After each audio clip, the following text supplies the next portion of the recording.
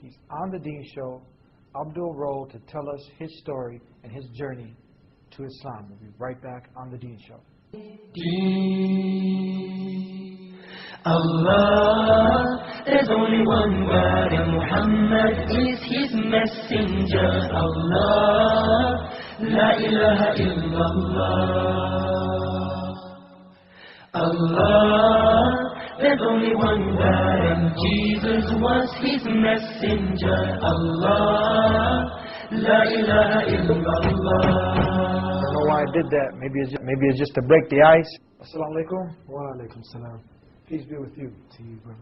How are you? How are you? Alhamdulillah, I'm not too bad. Thank you.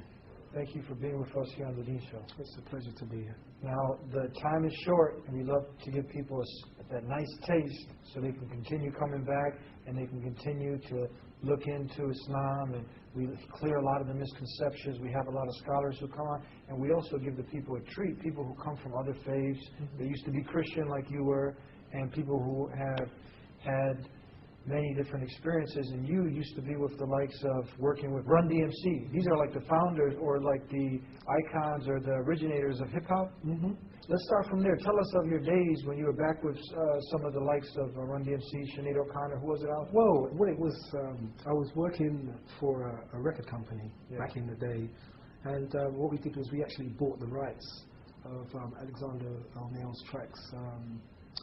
It was Fake and Criticize. Yeah. And we met him in the studio. We've done the remixes. It was a very nice, man. You know, he had some some issues, but we're not going to go into any of that. Yeah.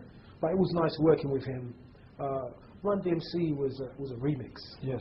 And his wife Justine Simmons. Yeah. Who I don't know how to describe her vocals, but I think I don't think she did any more work after that particular track. Yeah. And that was very short-lived. That little experience there, and the same with Sinead O'Connor. That was a remix that I did, so I didn't actually get to actually physically work with her. It was just doing a remix of a track that was called 1,000 Mirrors, which was a beautiful, well-written track, and alhamdulillah, the remix that I did was well received. You know, so. Now you said something in Arabic, and I always say that just for the not yet Muslims who tune in and they think we're saying some code words. What did you say? Alhamdulillah, what does that mean? Alhamdulillah, that's all the thanks and praises are to Allah, your Creator. And then right there's a roller coaster effect. You said Allah, and then somebody is going to think this is some Arab guy, a moon guy. Who's Allah? Allah is the one God, the one true God. The one God. Yeah. The God of Abraham. The God of Abraham. Of Jesus Christ. Jesus Christ. Of Moses, all the prophets. That's right. Creator of the sun and the moon. Creator of everything that exists. That's Allah. That's Allah. Yes, and it's just one extra note on that it's a sister language to Aramaic, and many people, they don't reflect and they don't think that Jesus, he never spoke English. He spoke Aramaic, and he would say Allah, Allah, Allah. Same God Jesus calling upon. That's the one who you're praising and thanking. Thank you for clearing that up. And now you're with some of the celebrities. You're performing at concerts. Your dream is to be a star? Yeah, you can call it a dream. Back then. Yeah, back then. And these are days that we call Jahiliyyah. Oh, yeah. So we want to give the people kind of just a taste of what you were living and how you came to the sweetest of things, Islam. So what give us how was things going? What were you aspiring to be? Were you trying to be on MTV? Were you on MTV? What were you wanting and striving to accomplish? I was striving to be a so-called, R&B superstar, if there's such a thing. I was working out of Toronto, New York, and Los Angeles. I worked with many different producers and songwriters, and did a few albums as well. Russell Simmons? Well, I didn't get to work with him. He's like a famous producer, right? He is. Did you know him? No, not personally, no. Yeah. But I had some very good interest from one of the prominent writers and producers from Los Angeles. He goes by the name of Babyface. He's produced all of the top artists. I've heard of him, Babyface. Yeah. It's been a long time ago. I can't even remember his name. It's been a long time ago too. But these names, these are popular figures. Yeah, they still are today. Yeah, they still are. Yeah. you know, I was just striving to get to the top of that so-called ladder. And why? For money? For fame? For money, for fame, you know. But this is what I'm saying. For me, whilst I was taking that journey, I never ever felt as though I was doing something that I was totally satisfied with. There was always, how can I put this? I always felt as though I was acting. A certain part of me was always acting, never being totally real. Real to yourself? Yeah, real to myself and to others in that field. A facade. Yeah. You were putting on a show. Yeah. Mr. Showman. Yeah, Mr. Showman.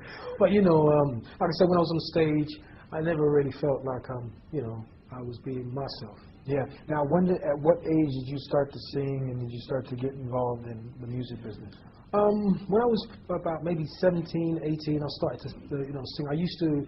My brother was classically trained on the piano, so I sort of like used to watch him. So I kind of learned a few scales and a few chords on the piano, but I wasn't really singing until maybe I got to about 17, 18. So people told me that I had a good voice, yeah, and it started to develop from there. Yeah. So you were also, I mean, from a Christian family. Did you sing also in the choir? No, I didn't actually, but I used to be an altar boy.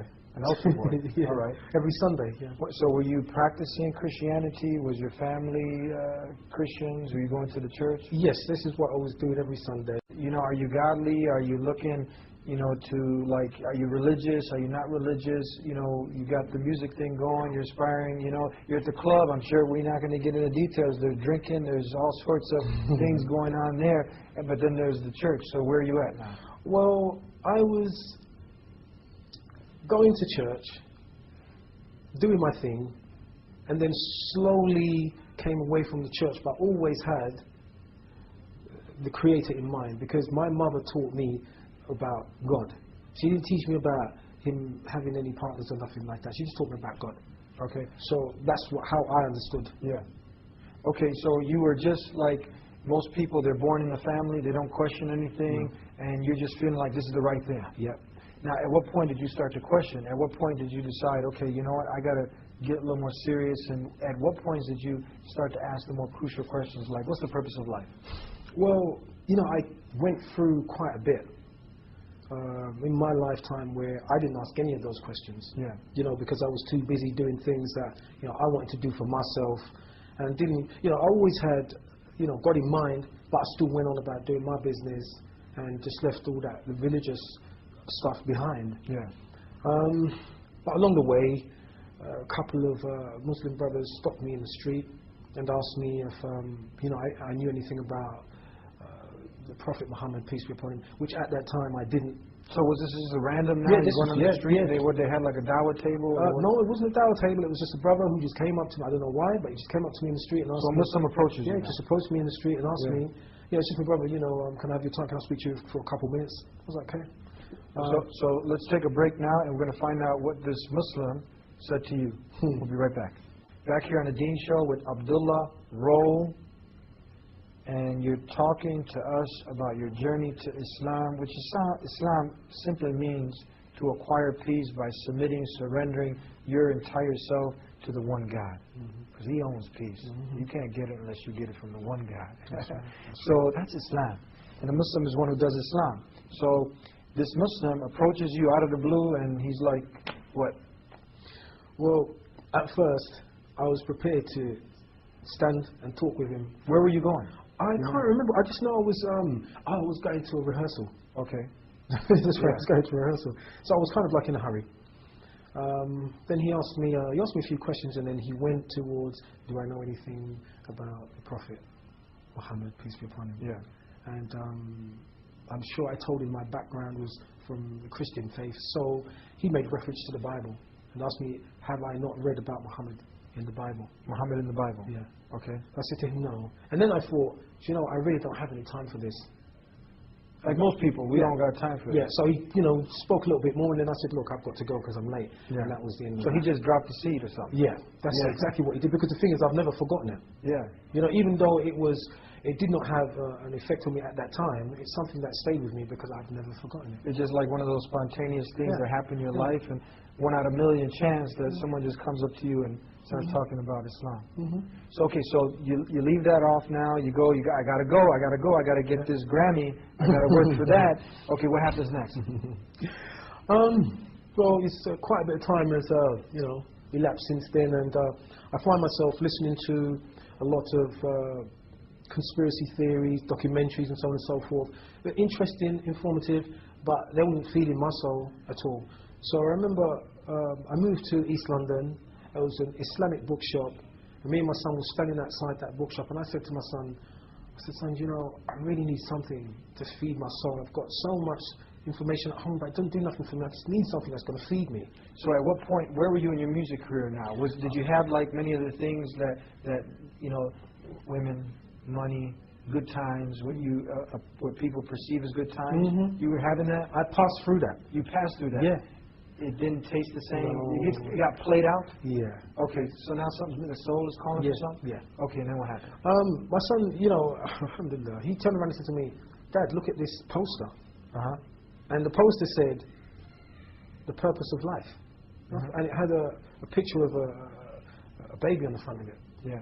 So I thought that looks really interesting. So I walked into the shop. Oh, by the way, it's part 1. Yeah. So I walked into the shop and I spoke to the brother, and he said to me, showed me the shelf with the DVDs. It was part 2, part 3, and I was just like, I want all of this because it looks really interesting. He said to me, no, bro, just take the first one, which is what I did. I took it home. I put it in. There was a lecture by a brother called Khalid Yassin. Khalid Yassin, The Purpose of Life. Yeah. Okay. Yeah. When he started to speak, I paused it.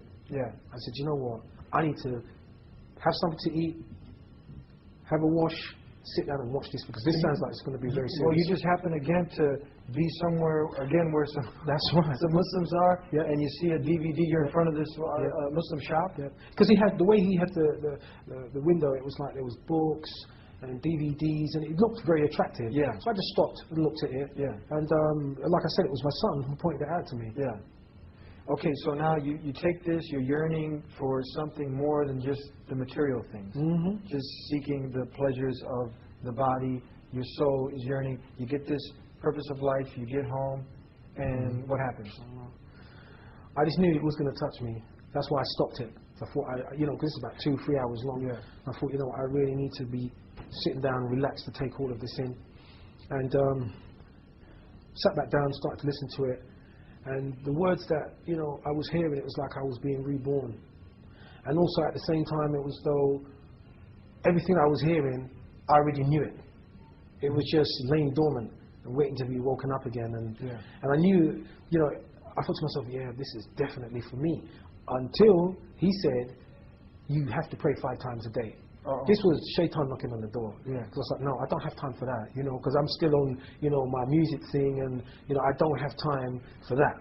Yeah. So continue to listen to it, and, I felt, it definitely had an impact on me. Yeah. But the one thing that stood in my way was the fact that you'd have to pray 5 times a day, and I didn't understand the timings, but I knew it was in the morning, afternoon, late afternoon, and evening and night. I thought, no, I can't do that. But everything else about what he explained, the purpose of life, was it something where you felt like, okay, something came upon you, over you, was it something mystical, or was it something that you used your brain and just opened your heart, so your heart was ready to take in the truth? And was it something that it was intellectual, it stimulated you mentally? That's exactly how it was. It came.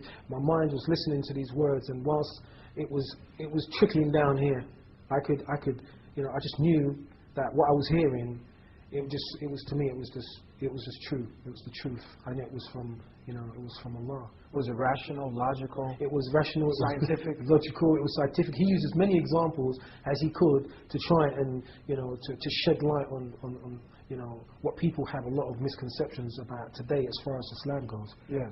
Many people can watch this actually. This actually had a great impact on me. Purpose of life. I think you can go on the internet and just put Khalid Yassin, Purpose of Life, and I think it's out there. People can see it for free. Yeah.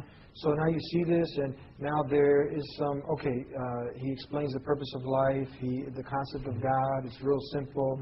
One God, just God. All the rights are given to the Creator, and that to demigods, semi-gods, and all these other weird things. So what happens now? You need to start. Did you take the testimony of faith? No. No? No. What I did was I kind of delayed it for a few weeks. I asked my wife to... Did you see, like in the video where they have, like, you know, so many non-Muslims who become Muslim? They line up. There's like 20 of them. أشهد أن لا إله إلا الله وأشهد أن محمدا عبده ورسوله.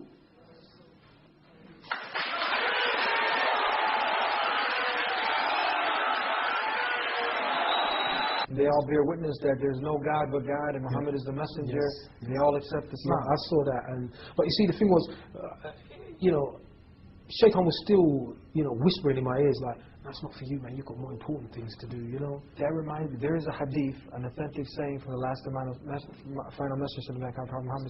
He said, when a person is about to accept Islam, the way of submitting and surrendering to the one God, Shaitan comes. He said, "Are you going to accept Islam and leave the religion of your forefathers? You know, are you going to become a Muslim?" So was this something like he was coming and some, you know, put pressure on you, you know, fear or what? Well, I have to be honest. The doubts didn't come from that side because I already, you know, knew in my heart that Christianity was not for me in what I understood and what I was taught. What I heard as far as Islam goes, I knew it was truthful and it was the truth, but I was still battling. Yeah. Because I knew I would have to change my life, and I would have to stop certain things that I was doing and just, you know, become submissive to the religion of Allah. Yeah. So I delayed it. But my wife, I asked her, "Look, I'm so busy working in the studio. Can you please go back and get me maybe part 2 or part 3?" Yeah. She went back. There was none. Purpose of Life, part 2, and then part 3. Yeah. But when she went back, it was all gone. Yeah. And she got me a different lecture. It was called The Signs of the Hour. Signs of the Hour, okay.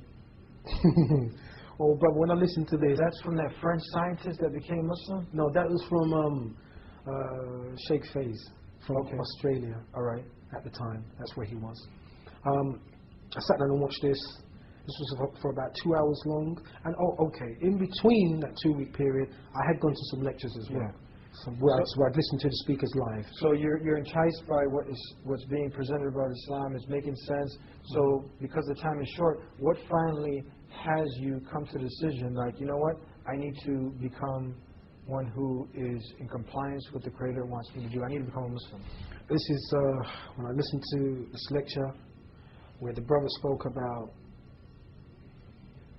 the beast coming up from the earth, you know, having believer in your head, printed in your head, or non-believer, Judgment Day, and so on. These are the things that just finally made me realize there is no time to delay anymore. Because I delayed, like I said, for about 2 weeks. It had you really focusing on death?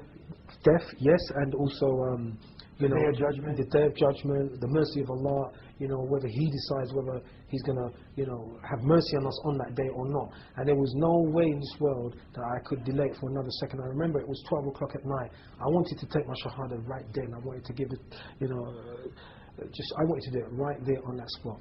Yeah. And did you? I couldn't because it was 12 o'clock at night. So what I did was I called the brothers first thing in the morning and I said to them, "Look, I have to do this now." So what they did was they invited me around to the house in the evening, and alhamdulillah, you know, I gave testimony of faith and took my shahada, and I've never looked back since. We're going to be right back for more here on the Deen Show. Don't go. Now, you became a Muslim, and we're almost out of time. Again, did you have to go through any crazy, weird rituals? Did you have to go get dipped in a pool? What did you have to do to become one that has totally consciously submitted to the one God? What did you do? I just started to read. No, what did you have to say? Oh, what did I? Oh, sorry. Yeah, okay. I'm sorry. My apologies. I'm sorry. The shahada. Because before we went to break, you said you took the right. Yeah. I had to. First, it was said in Arabic. Yeah. But when the brother translated it, I had to say that I testify that there is one God, and His messenger is Muhammad. His final messenger. So that there's no God worthy of worship except the one God. You said that, and then Muhammad is the messenger? Yeah. Now, many people don't know when you say that, that includes all the preceding messengers. Jesus Christ, Moses, Abraham. At their time, you would say the same shahada, the same testimony. There's no God but God, Allah, and Jesus is the messenger at that time. But today, the last and final messenger, Prophet Muhammad, peace be upon him, we don't worship him, we don't elevate him to God or the right hand of God, but he's just a teacher, instructor, a messenger that we follow on how to get close to God. So now you agree to that. Most certainly. What about the prayer now? Well, You ready for that 5 times a day? Yeah, well, you know, that was one of the biggest battles and challenges for me, which was to actually learn the prayer so that I could offer it and perform it. It took some time. Now, implementing Islam, the prayer, the second pillar of Islam, it's like a medicine. It starts to change your life, starts to keep you away from evil. Now, just to fast forward, did you eventually start to implement it? And how did, by implementing Islam, did it develop your character? Did you start to leave off many of the evil vices? Well, the thing that for me was, I obviously learned it in English first. Yeah. And those were the most inspiring words that I heard for a very long time. And I couldn't wait to learn Arabic, to be able to offer my salah in the language that has been prescribed by Allah for us to offer our salah. Which took time, but I was in it straight away. Yeah. You know, because that's something I had to do. So how do you feel now? I feel like, you know, alhamdulillah, I could never stop. I feel I've been blessed. I feel that all Muslims who've been guided, like if you've been guided to Islam, it's a blessing from Allah, it's a mercy from Him. And, you know, I couldn't, you know, one day, there will not, inshallah, one day will not pass where, you know, I'd feel naked if I didn't say my prayers. I feel like something is completely missing if I didn't. You got the internal clock now. Time. It's time to prayer. Come to prayer. Come to success.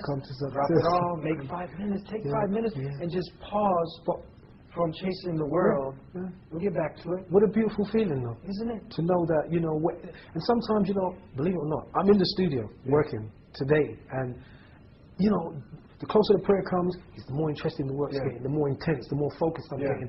But when I leave it and I stop it and I say to myself, right, time to go make wudu, ablution, and get ready for prayer, that is a beautiful feeling. Allah, the Creator, has certainly blessed you because He gives the world the riches to anybody, but when He loves someone, He gives them the proper understanding of the truth. And this is a proof and a testimony to the love that Allah, He's loving us, but your heart was open. It was open and you let it in. Some people just close. They just, you know, they're not ready. You got to alleviate and get rid of and eradicate all the hatred and the enmity and this racism, and then open your heart. And you did that. This is amazing. Tell us now, you left off the music business, but you're now singing just vocal?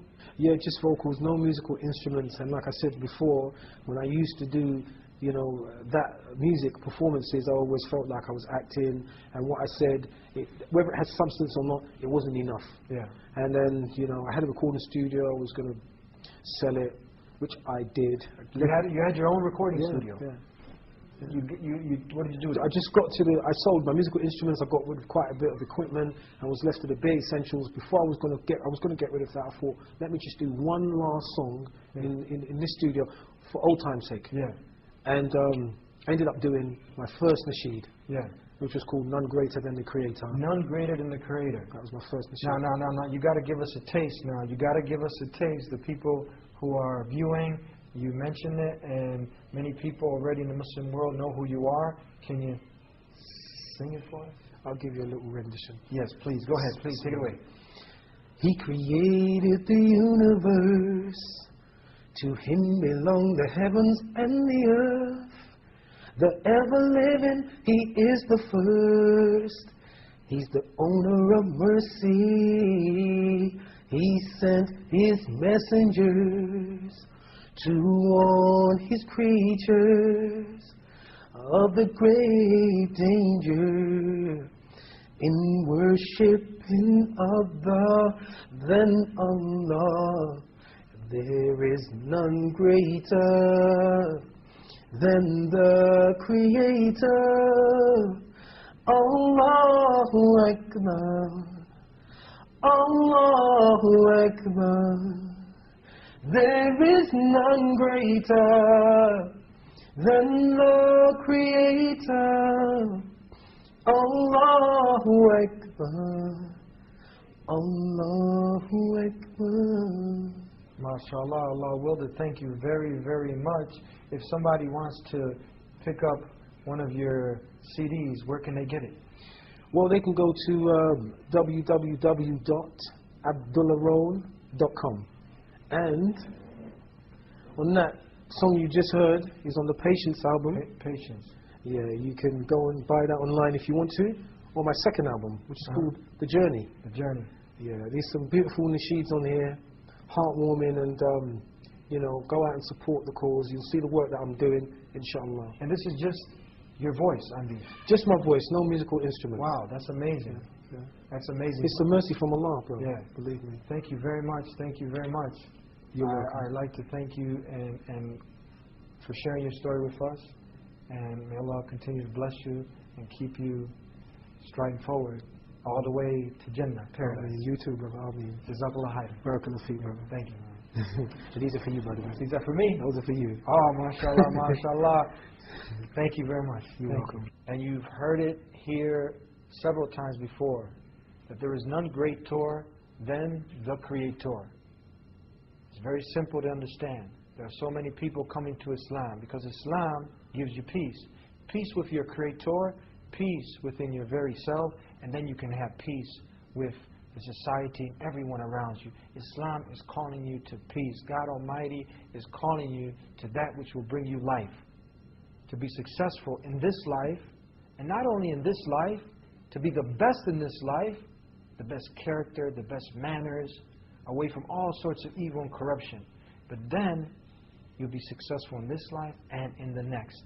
And we're all striving for paradise because death is a reality and the day of judgment is near. So let's be ready. Let's do the good deeds. But the foundation needs to be built on something strong, and that foundation is that you worship none but the Creator and not His creation, and you strive to follow and emulate the last and final messenger that was sent to mankind, the Prophet Muhammad. Peace be upon him. Thank you, and we'll see you next time here on the Deen Show. Until then, peace be unto you. He created the universe. To Him belong the heavens and the earth. The ever-living, He is the first. He's the owner of mercy. He sent His messengers to all His creatures of the great dangers of worshiping other than Allah. There is none greater than the Creator. Allahu Akbar, Allahu Akbar. There is none greater than the Creator.